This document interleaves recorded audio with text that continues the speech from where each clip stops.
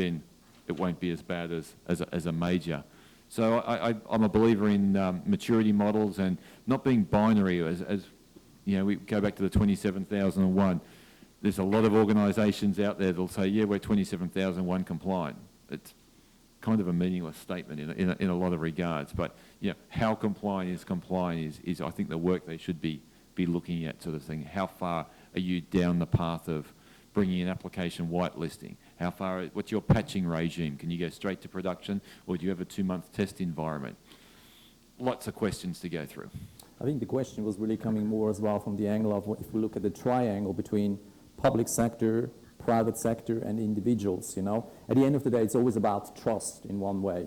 And what can the individual parties really do to foster that trust? You know, people talk a lot about data privacy, talk about data regulations, data directives, but at the end of the day, the way I see it is there needs to be done more. You know, there needs to be better engagement between the various sectors and the individuals, because if we don't do that, there is the trust not out there. Would you agree with that? Absolutely, and I think here again, talking about the integrated solutions and the new players, for example, Facebook, right? And if we have better governance on the type of bodies and their actual operations, take the Facebook solution, right? Everyone is talking about the risk to banking through their now defunct cryptocurrency notion. What I was most concerned about is their notion of good governance. Here we had a major international organization that had more power than any other in the world, talking about not only creating a cryptocurrency, but had their own definition of public good and beneficiaries. And the governance around that was very limited by 2 or 3 small NGOs on their board. So to me, this is not only about the cyber risk and about the systems risk, this is about the governance risk of the organizations that are out there doing social good. Katie, anything else from your side? I think the regulators are doing what they can do already. I think, like, judging from, of course, I'm based in Hong Kong, like they focus a lot on that, try to get the industry to work together, public, private, so I'm not going to talk too much on that. Instead, I'm going to go a little bit deeper. I still think that we need to love each other. You know, I borrowed the quote from Jack Ma. I think, I believe that cyberspace solves a lot of issues for human beings. Health problem, big data analysis, you know, AI, I think it solves a lot of problems. It gets us connected closer. You know, we will enjoy a lot of beneficial from the cyberspace that you and I, you know, again, human being created that world. But again, I think we should treasure a bit more love. I'm not sure you all watched the movie Radio Player One.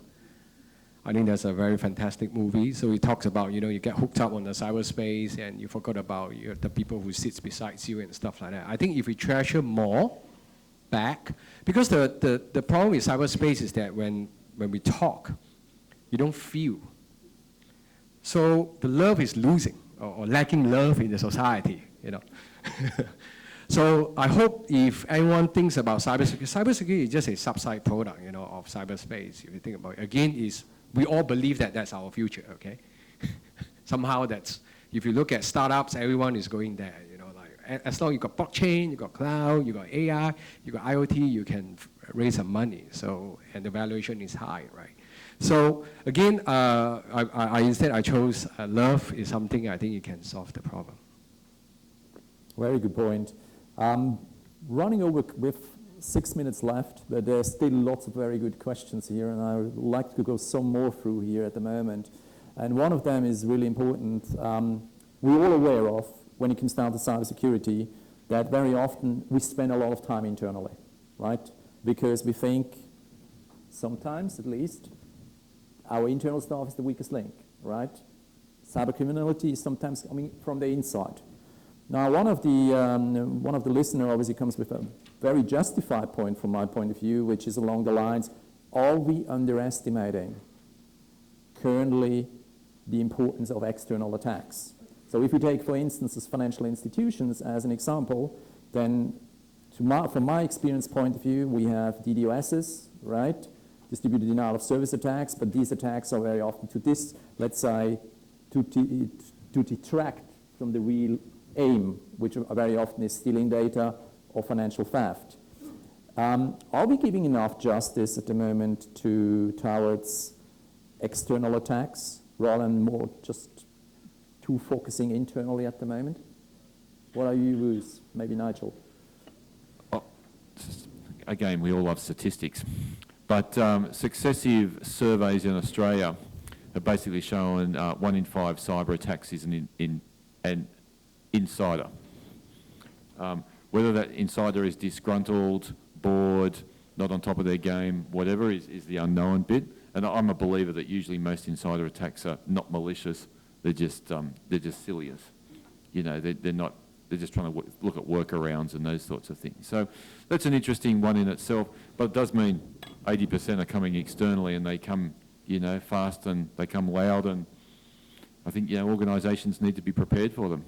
I'm more referring, if I'm coming back just to Australia, right? I mean, we recently had the attack on the Australian National University. Specifically, I saw a broadcast of you, particularly in this particular area, and I'm strongly of the opinion that targets are changing. In the past, it was just about, you know, if you go in a university, you want to maybe have the R&D of that particular university. Nowadays, it's about data of potential key position holders in companies or in governments at the end. And are we underestimating this type of attacks, or is it they're just so common we think it's the commonality nowadays? Yeah, the ANU hack is a really interesting one because they actually got hacked twice. The criminals got in there, they got detected, and they got back in there. And we could spend all afternoon going through it. There's a public report if you want to read it. It actually makes for interesting reading. But it was a spear phishing attack on a senior executive within the university, and that's a common playbook. They got in, you know, university networks are pretty broad. You know, it's a lot of chewing gum and sticky tape to hold them together. And, you know, as I said, they booted them out, they got back in. Everyone assumes in a university and similar organisation there's all this really good R&D information, which there is, but the hackers went for none of it. They went for the staff list, they went for the student list. And ANU's not a particularly big university. It's probably got 14,000 students, so not in the big stage, but, you know, some influential students and stuff. So it's a really interesting case study when you get into the persistence of that attack, and that went on for 18 months. That's how long the attackers were in there. Excellent. So the last 2 minutes I really would like to take on that. I like from each of you 2 to 3 points as a recommendation to the audience. You know, the audience coming in on a regular basis, financial institution basis, maybe, you know, universities, or specifically also, obviously, governments. When it comes down to cybersecurity, which fundamental takeaways should they take from this session, from your point of view, KT?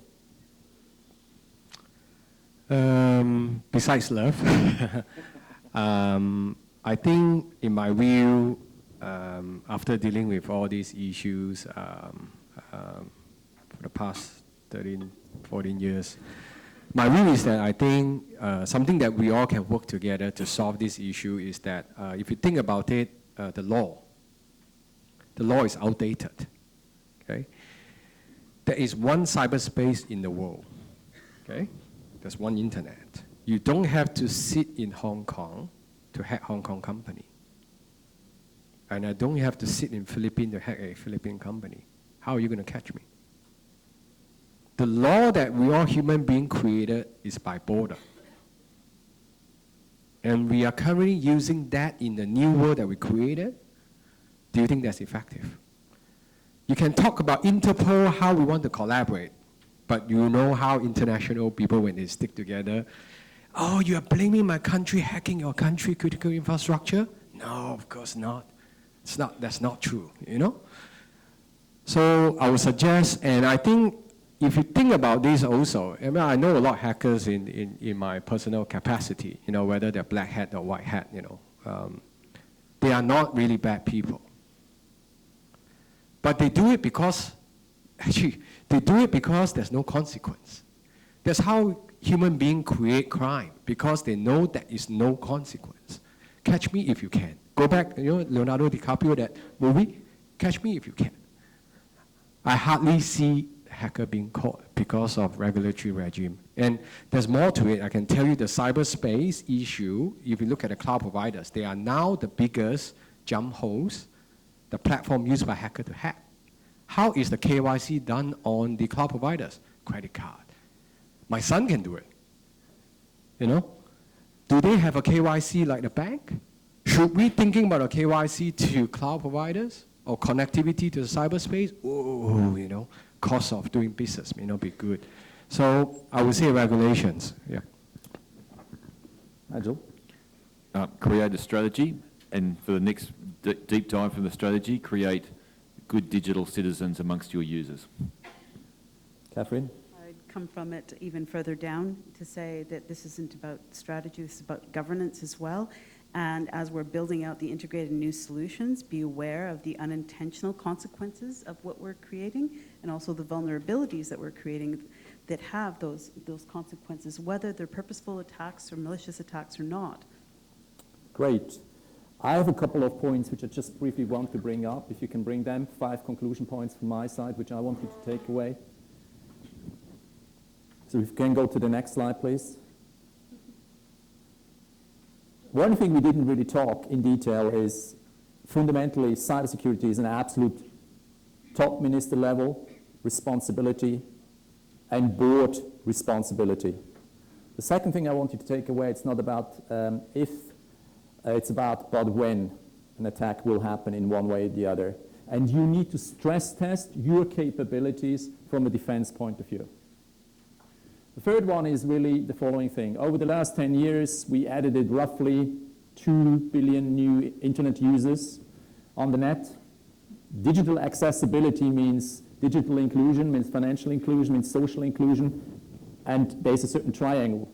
The more people who play in the cyberspace, the more potential exposure is there, the more potential interest is there for these people, and the way the interest is, by the end, there are different ways. Obviously, whether it's money, whether it's data at the end of the day, or it's just havoc in one way or the other. Now, crypto technology, potential game changer. We talked about AI, we talked briefly about blockchain. We didn't talk about the potential killer of blockchain, which is quantum computing at the end, right? Whether it's a killer, we can debate, but we didn't talk about it. It's one of the way things.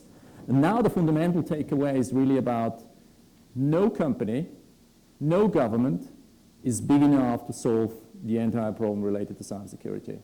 So I am very much convinced of the fact that private sector, government sector, and individuals need to work very, very closely on a trusted basis together to solve this particular issue. So with that, I'd like to close our session. I'd like to thank very much my co-panelists, and I'd like to thank you as an audience. Thank you very much. And please join me in a big hand for Peter Hecker. Thank you. So, just one announcement before we break for lunch. First of all, I saw a lot of people seem to be very eager to change their passwords, so we want to give you sufficient time. So we have a 1 hour, 15-minute passwords, 1 hour lunch, 50 minutes for changing passwords. One key takeaway.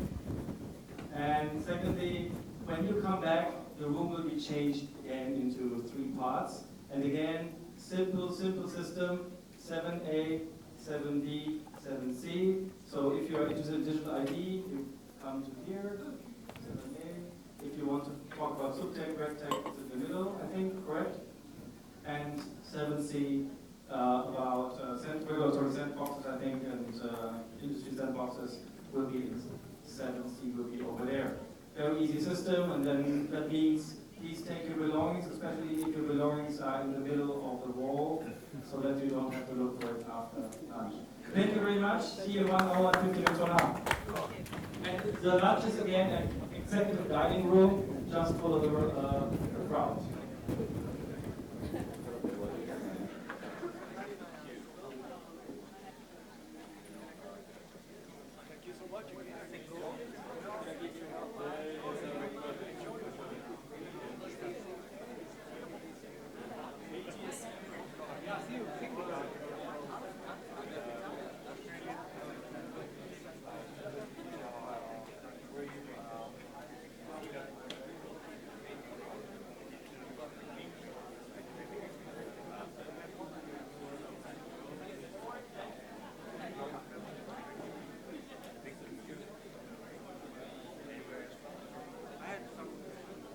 Okay,